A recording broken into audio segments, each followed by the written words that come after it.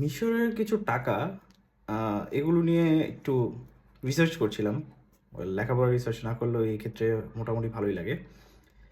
এখানে আমার কাছে কয়েকটা ব্যাংক নোট রয়েছে। এগুলো হচ্ছে সব Egyptian bank note, old and recent ইস্যুর কিছু আছে।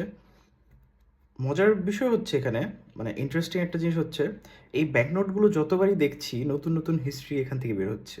ফর ইনস্ট্যান্স, একটা জিনিস দেখাই আপনাকে। সো এটা হচ্ছে একটা ইজিপশিয়ান 5 পিএস থ্রেসের একটা ব্যাংক নোট। পিএস থ্রেস মানে হচ্ছে আমাদের বাংলাদেশে যেরকম আমরা পয়সা ইউজ করি, লাইক 100 পয়সা 1 টাকা, ওইরকম ওদের 100 পিএস থ্রেসে হচ্ছে 1 পাউন্ড।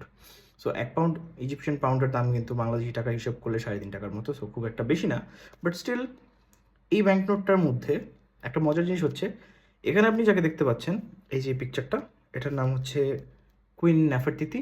কুইন নেফারতিতি ছিলেন, ওই সময়কার রাজা ছিলেন অখনাতুন, অখনাতুনের স্ত্রী।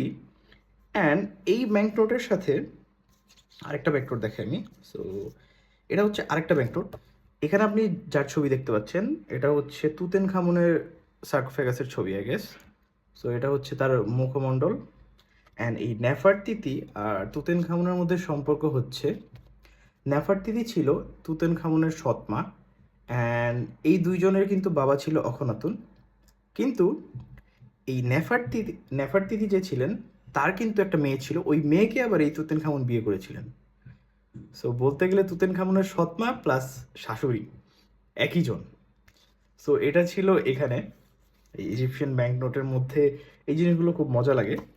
এছাড়াও আরও কিছু হিস্ট্রি দেখেছিলাম, বাট এই দুইটা ব্যাংক নোটে আমার খুব মজা লেগেছে। দুইটা কানেকশন আছে, দুইটা বলতে অনেকগুলো ব্যাংক নোটই ছিল, বাট এই দুইটার মধ্যে আমি একটা মজার কানেকশন পেয়েছি। সো আশা করি আপনাদের ভালো লেগেছে। Thank you very much for watching.